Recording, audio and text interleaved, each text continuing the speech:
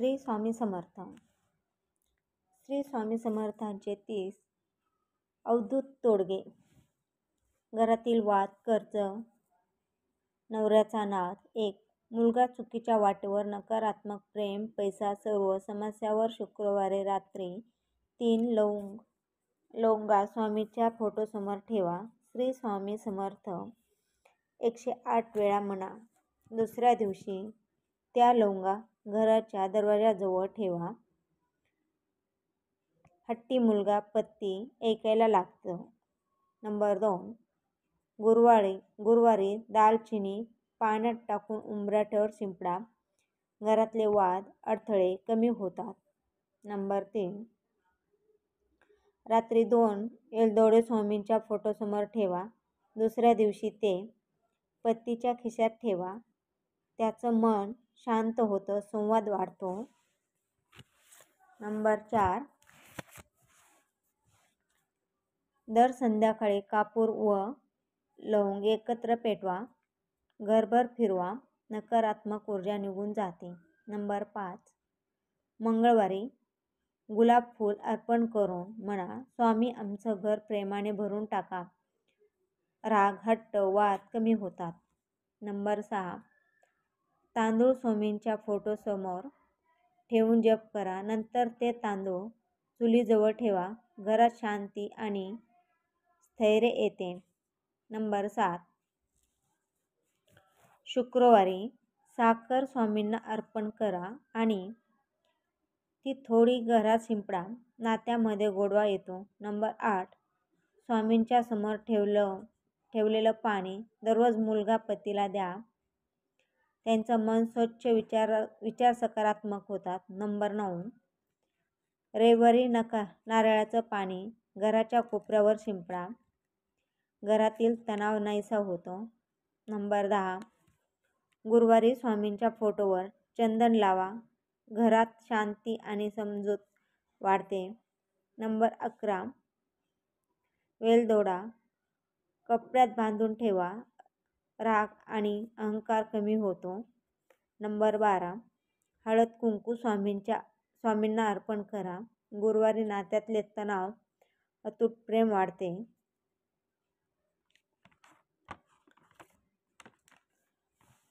Number 13.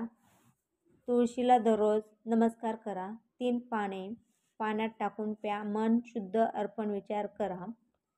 योग्य राहतात. Number 14. शनिवारी स्वामींना गूळ अर्पण करा. संवाद पुन्हा सुरू होतो. नंबर 15. लाल कपड्यात लवंग, दालचिनी, वेलदोडा ठेवा. 7 दिवसांनी पाण्यात विसर्जित करा. हट्टीपणा निघून प्रेम वाढतं.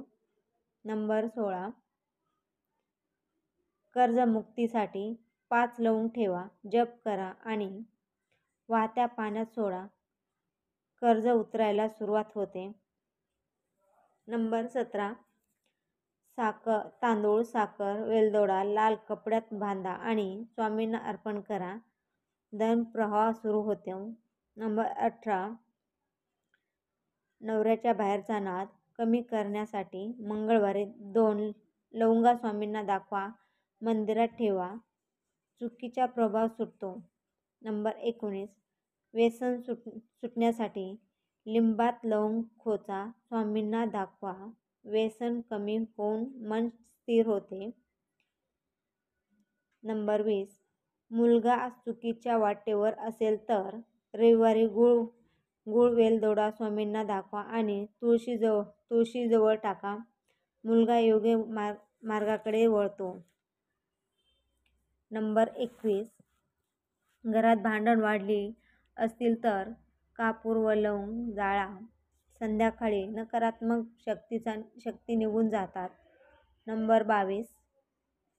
पती पत्नीचे वाद संपवण्यासाठी साखर, गुलाब व वेलदोडा अर्पण करा. नातं पुन्हा गोड होतं. नंबर 23. कर्ज देणाऱ्यांचा त्रास असेल तर सोमवारी नारळ स्वामींना दाखवा. अडथळे कमी होतात. नंबर 24.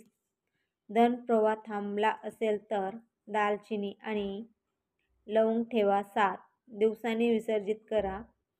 पैसा परत फिरतो. नंबर 25, मुलगा आईशी उद्धट असेल तर हळदीचा थोडा लेप कपड्याला स्पर्श करा, तो आदराने वागायला लागतो. नंबर 26, दर रात्री कापूर, तुळस, लवंग पेटवा, घरातील नकारात्मक नष्ट होते. नंबर 27, गुलाबजल अर्पण करा, दुसऱ्या दिवशी थोडं पाणी पतीच्या कपड्यावर शिंपडा, प्रेम वाढतं. नंबर 28, मुलगा चुकीच्या मंडळीत असेल तर त्याचं नाव घेऊन लवंग अर्पण करा, चुकीच्या संगत सुटते. 29, खर्च वाढला असेल तर 5 तांदळाचे दाणे, साखर, वेलदोडा अर्पण करा.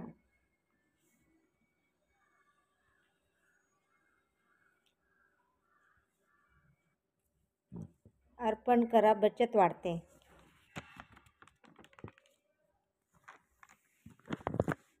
नंबर 30, रात्री झोपण्यापूर्वी स्वामींचं नाव घ्या, 21 वेळा स्वामी आणि वेलदोड्याचा सुगंध घ्या, मन शांत होतं, चिंता नाहीशी होते.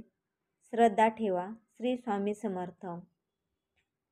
करता तेच हित, ते आपल्याला हिताचं करतात. प्रत्येक तोडगा विश्वासाने आणि शांतीने करा.